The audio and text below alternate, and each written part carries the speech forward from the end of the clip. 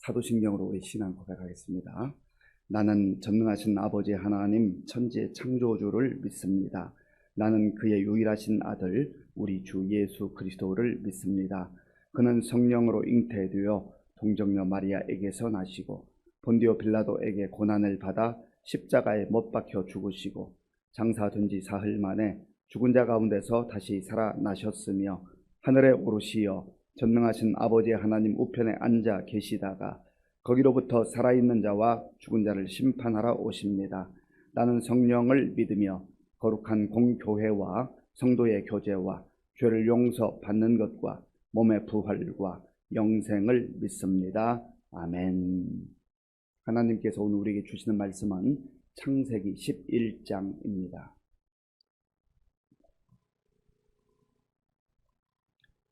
구약성경 12쪽 창세기 11장을 교독하겠습니다. 온 땅의 언어가 하나요 말이 하나였더라. 이에 그들이 동방으로 옮기다가 시날 평지를 만나 거기 거류하며 서로 말하되 자 벽돌을 만들어 견고히 굽자 하고 이에 벽돌로 돌을 대신하며 역청으로 진흙을 대신하고 또 말하되 자 성읍과 탑을 건설하여 그 탑 꼭대기를 하늘에 닿게 하여 우리 이름을 대고 온 지면에 흩어짐을 면하자 하였더니 여호와께서 사람들이 건설하는 그 성읍과 탑을 보려고 내려오셨더라.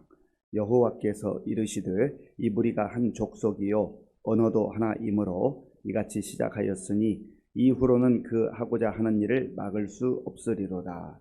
자, 우리가 내려가서 거기서 그들의 언어를 혼잡하게 하여 그들이 서로 알아듣지 못하게 하자 하시고 여호와께서 거기서 그들을 온 지면에 흩으셨으므로 그들이 그 도시를 건설하기를 그쳤더라. 그러므로 그 이름을 바벨이라 하니 이는 여호와께서 거기서 온 땅의 언어를 혼잡하게 하셨음이니라. 여호와께서 거기서 그들을 온 지면에 흩으셨더라. 셈의 족보는 이러하니라. 셈은 100세 곧 홍수 후 2년에 아르박삿을 낳았고 아르박삿을 낳은 후에 500년을 지내며 자녀를 낳았으며 아르박삿은 35세에 셀라를 낳았고 셀라를 낳은 후에 403년을 지내며 자녀를 낳았으며 셀라는 30세에 에벨을 낳았고 에벨을 낳은 후에 403년을 지내며 자녀를 낳았으며 에벨은 34세에 벨렉을 낳았고 벨렉을 낳은 후 430년을 지내며 자녀를 낳았으며 벨렉은 30세에 루우를 낳았고 루우를 낳은 후에 209년을 지내며 자녀를 낳았으며 루우는 32세에 수룩을 낳았고 수룩을 낳은 후에 207년을 지내며 자녀를 낳았으며 수룩은 30세에 나홀을 낳았고 나홀을 낳은 후에 200년을 지내며 자녀를 낳았으며 나홀은 29세에 데라를 낳았고 데라를 낳은 후에 119년을 지내며 자녀를 낳았으며 데라는 70세에 아브람과 나홀과 하란을 낳았더라.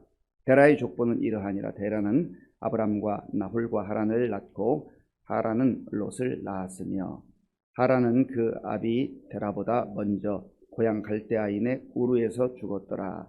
아브람과 나홀이 장가 들었으니 아브람의 아내 이름은 사레며 나홀의 아내 이름은 밀가니 하란의 딸이요 하란은 밀가의 아버지이며 또 이스가의 아버지더라. 사레는 임신하지 못함으로 자식이 없었더라.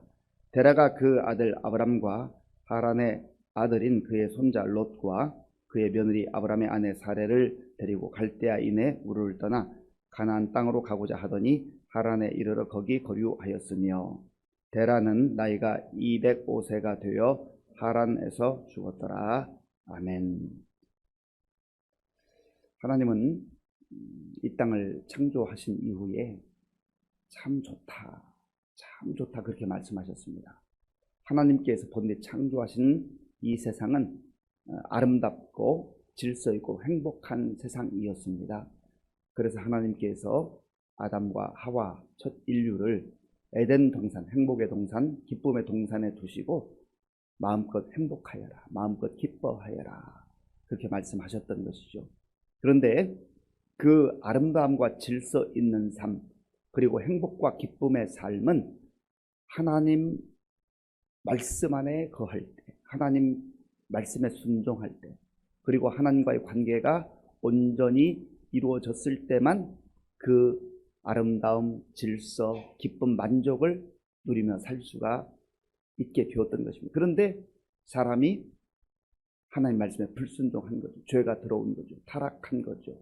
그때부터 아름다움은 깨졌고 질서는 무질서로 바뀌었고 행복과 기쁨은 고통과 불행으로 바뀌었습니다. 모든 것이 하나님께서 말씀하신 그것과 정반대로 가는 거예요. 왜 그랬습니까? 죄라고 하는 것은 하나님 말씀에 불순종하는 건데 그 마음의 핵심은 교만해져서 내가 하나님의 자리를 차지하고 내가 하나님처럼 돼야 되겠다. 하나님이 필요 없다는 거죠. 나도 얼마든지 할 수 있다라고 하는 거죠.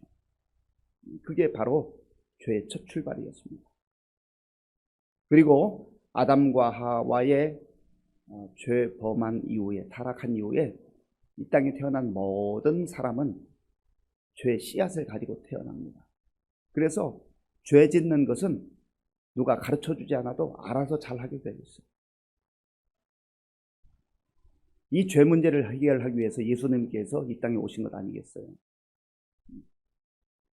그리고 죄가 들어온 이후에 에덴 동산에서 쫓겨났습니다. 행복의 동산, 기쁨의 동산 쫓겨났죠.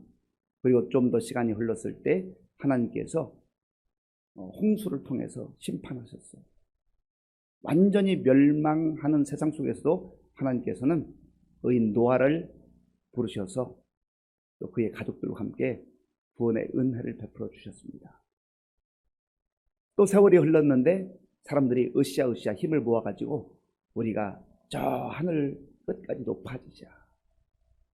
우리가 성읍을 세우고 도시를 건설하고 탑을 하늘 꼭대기까지 쌓아보자. 능력을 과시해보자는 거죠. 우리도 얼마든지 할 수 있다라는 거예요. 오늘 그 내용이 바벨탑 사건이 나오는 거죠. 그러나 우리가 먼저 결론적으로 알아야 할 것은 바벨탑은 반드시 무너진다라고 하는 겁니다.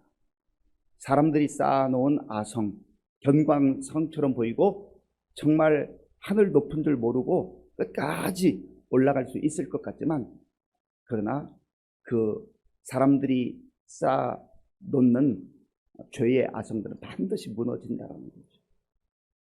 자, 본문 1절부터 3절까지, 1절부터 3절까지를 제가 읽겠습니다. 온 땅의 언어가 하나요 말이 하나였더라. 이에 그들이 동방으로 옮기다가 시날 평지를 만나 거기 거류하며 서로 말하되 자 벽돌을 만들어 견고히 굽자 하고 이에 벽돌로 돌을 대신하며 역청으로 진흙을 대신하고 아멘. 이때까지만 해도 언어가 하나였습니다. 말이 다 통하는 그런 세상이었어요.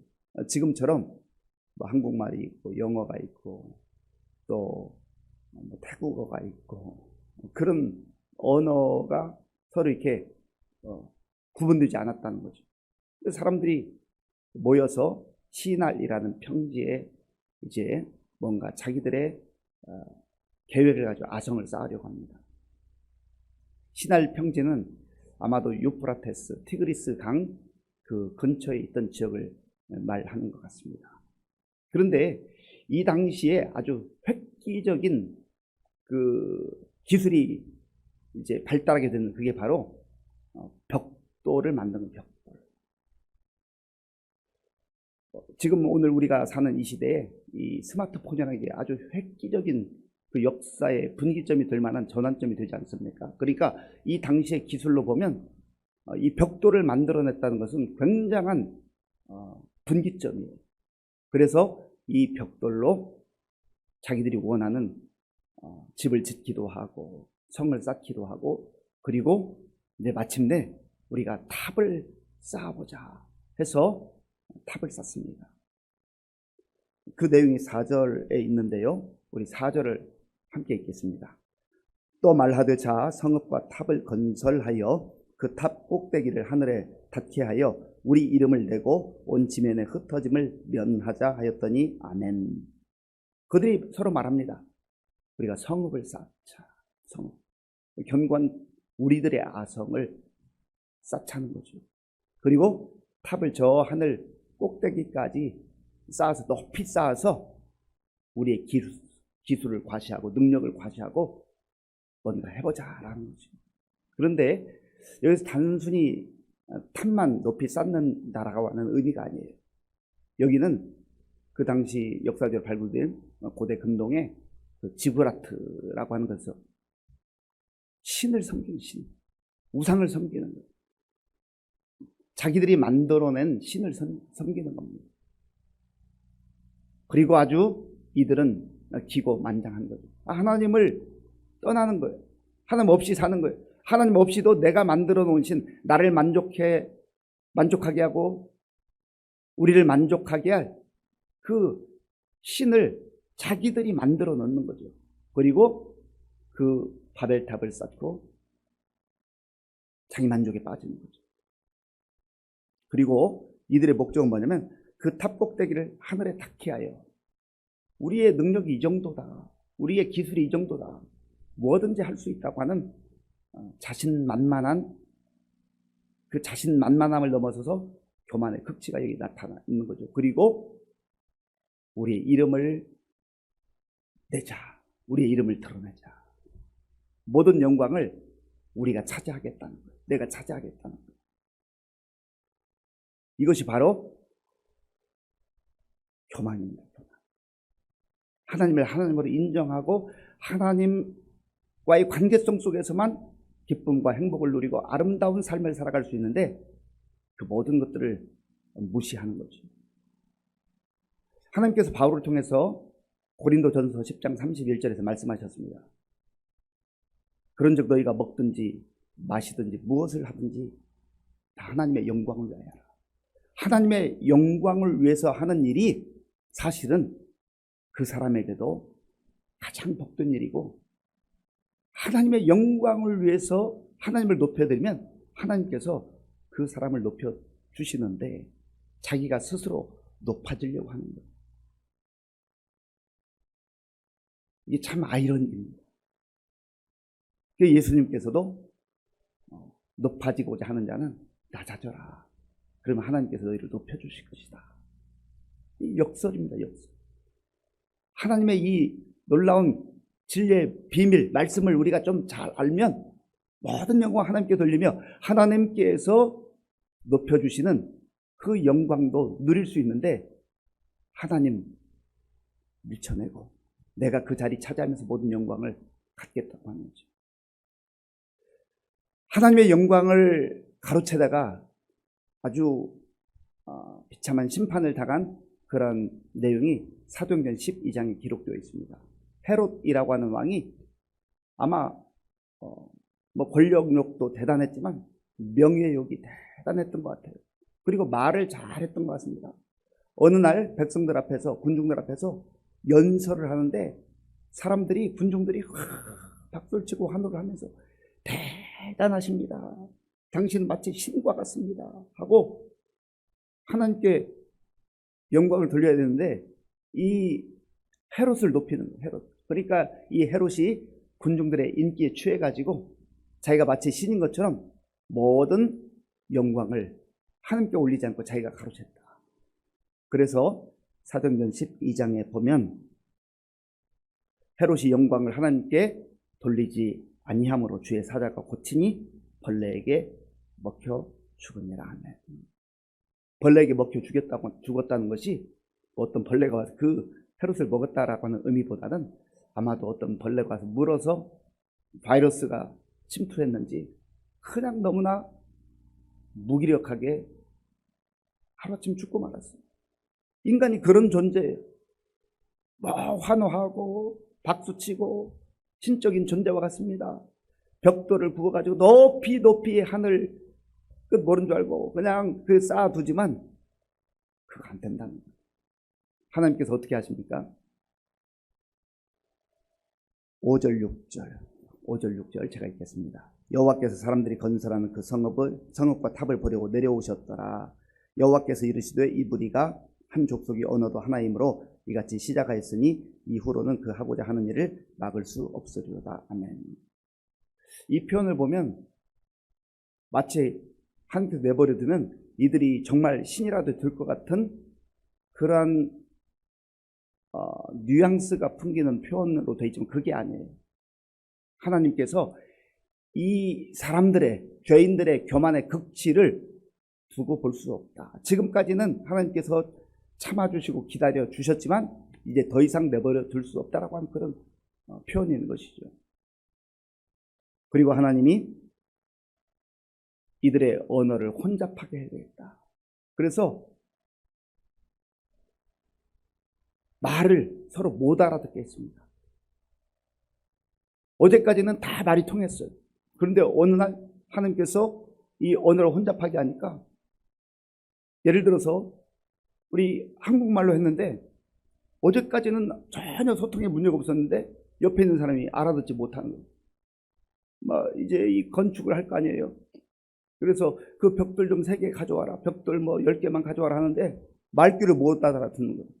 그러니까 서로 이게 무슨 일인가, 그리고 서로 화를 내고 짜증을 내고 이런 현상이 벌어졌다는 것이죠. 그리고 하나님께서 그렇게 역사하실 때 이제 더 이상 인간의 능력, 인간의 기술, 이게 무용지물이 되는 것이죠. 결국은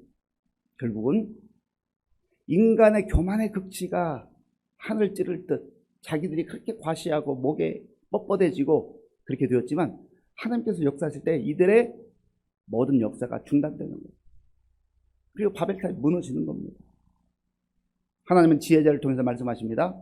교만은 패망의 선봉이요 거만한 마음은 넘어짐의 앞잡이입니다. 일정 기간 동안은 교만한 사람도 그 권세가 끝까지 가는 것 같아요. 영원히 갈 것 같아요. 그 왕들도 그렇잖아요. 왕들. 우리가 역사를 읽어보면 역사를 통해서 우리가 배우지 않습니까? 그 아주 폭군 같은 사람들, 아마 자기의 권세가 영원할 거라고 생각했던 것 같아요. 무너지지 않은 그러한 권력이 없습니다. 다 무너지는 거예요.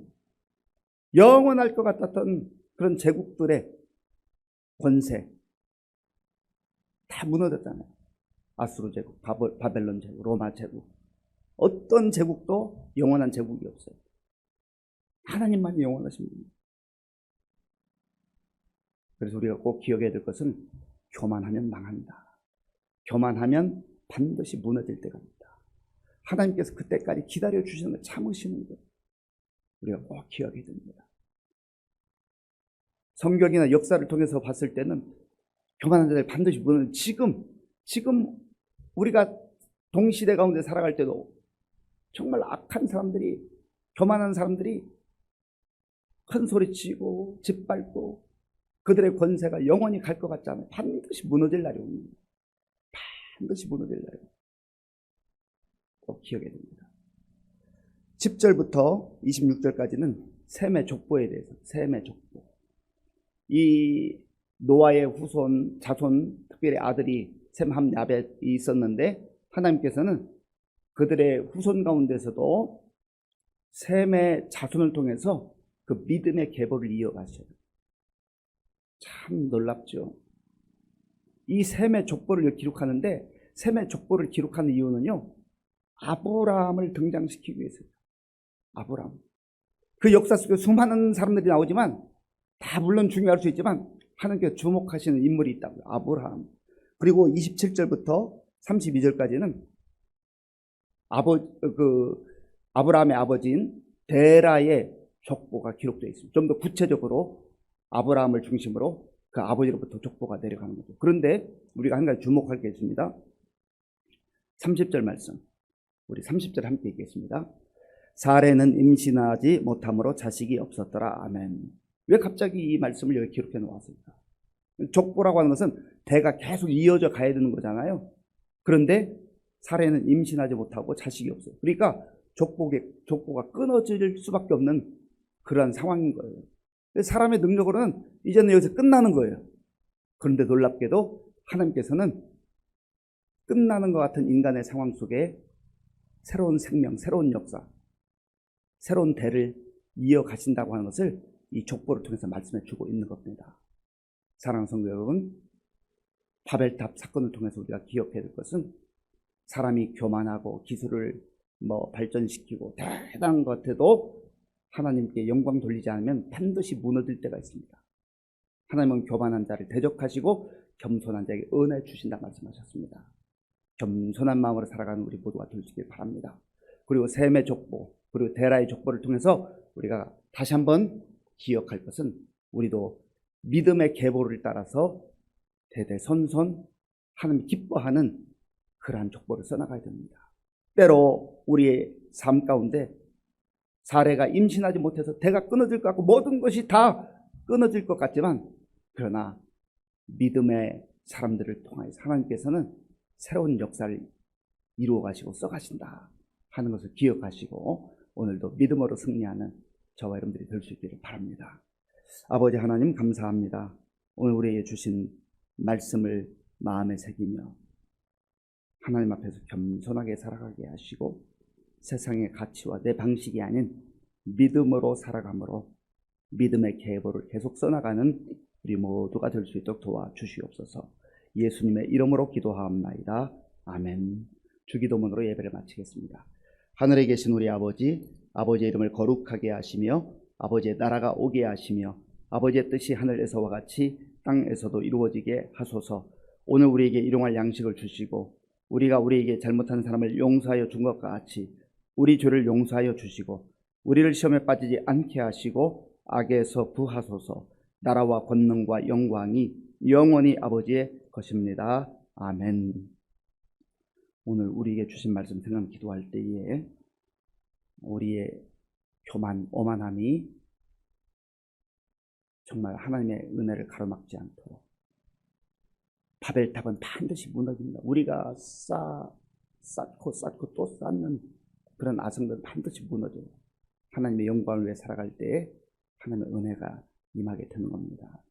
또한 우리 믿음의 계보, 믿음의 족보를 계속해서 써나갈 수 있도록 그런 은혜를 달라고 기도하시고 나라와 민족을 위해서 또 우리 교회의 많은 어르신들, 환우들을 위해서 다음 세대를 위해서 기도하실 때 이제 여름성경학교도 수련을 준비하는데 위해서 기도해 주시고 태국 단기 선교를 위해서 기도해 주시기 바랍니다.